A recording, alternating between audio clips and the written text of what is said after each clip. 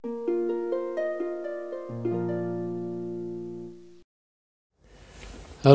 Assalamualaikum warahmatullahi wabarakatuh. Ketemu lagi di vlog Juru Baca. Saya Sanas Pahani. Kita ngobrolin puisi lagi. Saya mau jawab pertanyaan dari komentar salah satu video di vlog ini. Apakah amanat atau hikmah itu harus ada dalam sebuah puisi? Saya ingin menjawabnya dengan begini. Pada dasarnya manusia itu perlu petunjuk. Tapi kita nggak suka kalau diarah-arahkan. Kita manusia juga pada dasarnya perlu mendengar orang yang bisa dia percaya, tapi nggak suka kalau terlalu dinasehati. Puisi nggak boleh menjadi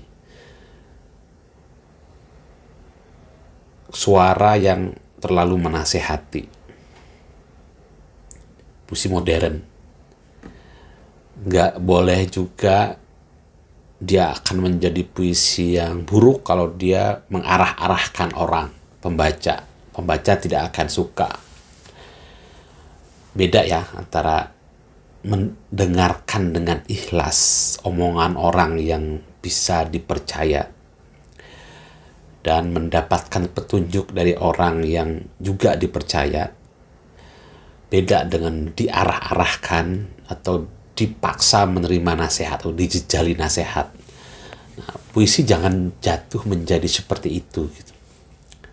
Dalam puisi lama, fungsi didaktis itu memang kuat sekali atau bahkan satu-satunya fungsi barangkali gitu. Fungsi utama ya.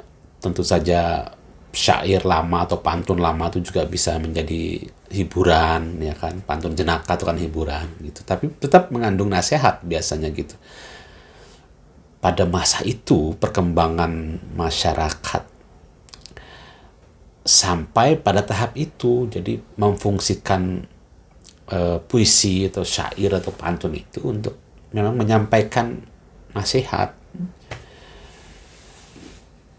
Tapi ketika masyarakat berkembang, situasi sosial berubah, puisi modern mengikuti perubahan itu, mengikuti perkembangan itu kan. Bukan tidak boleh mengandung ajaran atau nasihat atau apa, muatan kearifan itu, tapi ya itu tadi, jangan mengarah-arahkan, jangan menjejali dengan nasihat.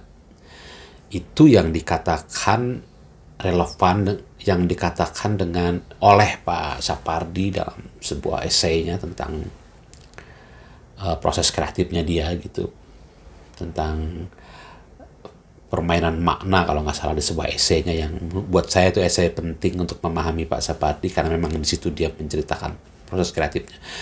Pak Sapardi bilang puisinya itu dia jaga untuk tidak jatuh menjadi sekadar permainan anak-anak, kata-kata bocah yang tidak terpahami, tidak ada maknanya, sekadar bergembira. Tapi juga beliau tidak mau menjadi nabi yang puisinya adalah sabda gitu, titah,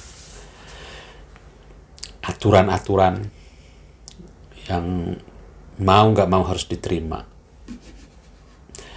Ya tentu saja penyair tidak akan pernah menjadi nabi. Zaman kenabian sudah lewat.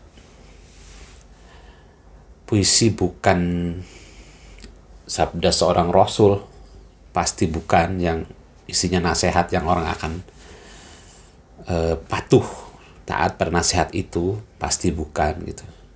Tetapi boleh saja puisi mengandung kearifan-kearifan. Puisi-puisinya Rabindranath Tagore misalnya gitu.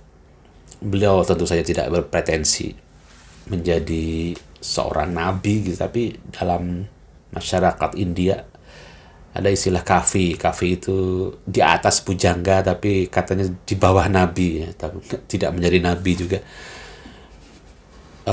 Apakah puisinya seorang Tagore kemudian juga dijejali dengan nasihat-nasihat? Enggak juga. Puisinya tetap saja puisi yang baik gitu. Saya suka sekali Bulan Sabit misalnya gitu. Terjemahan Tagore itu kan mengajarkan kearifan dengan cara puisi. Atau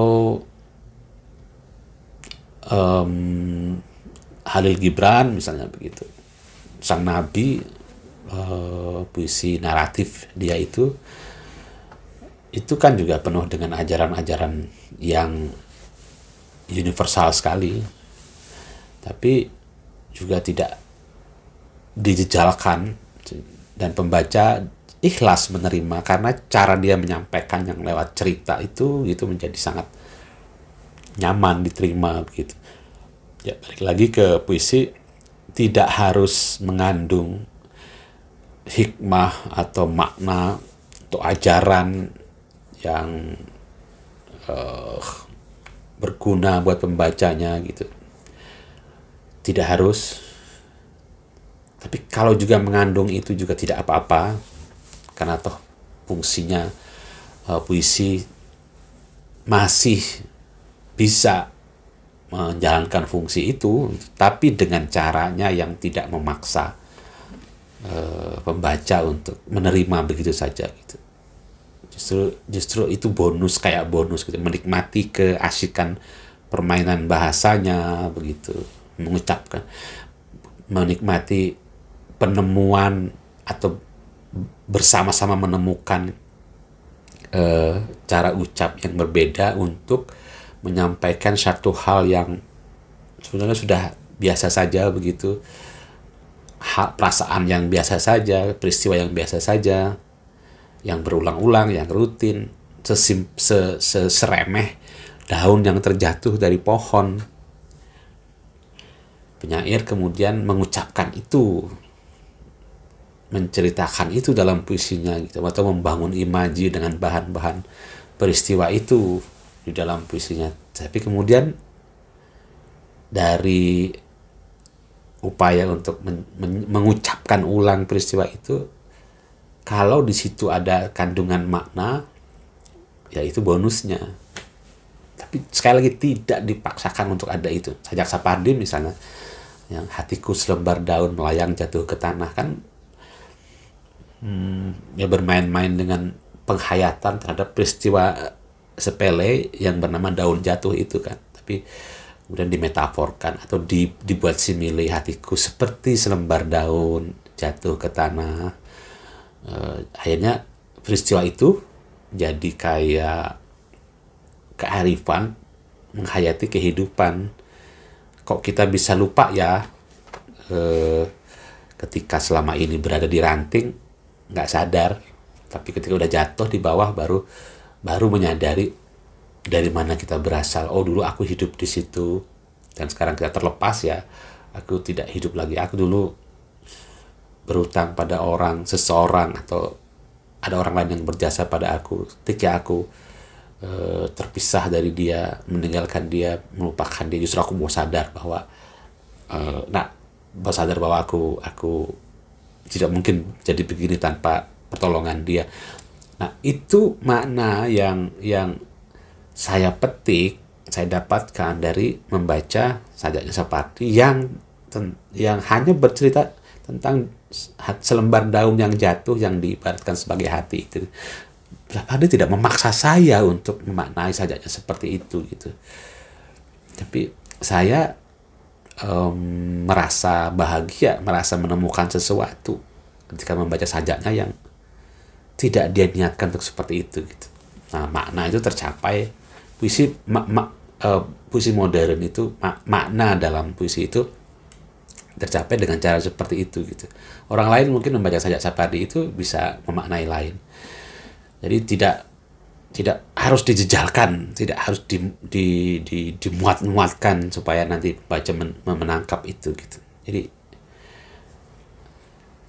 sekali lagi saya ulang, yang pertama itu, manusia tuh pada dasarnya suka memerlukan petunjuk, tapi nggak suka diarah-arahkan. Kamu lewat sini nggak? Manusia juga memerlukan pendapat, perkataan orang yang dia percaya, tapi tidak terlalu suka kalau dijejali nasihat. Puisi harus ditulis dengan kesadaran seperti itu. Terima kasih sudah menyimak video ini. Untuk yang bertanya, terima kasih sudah bertanya. Ketemu lagi di video berikutnya. Assalamualaikum warahmatullahi wabarakatuh.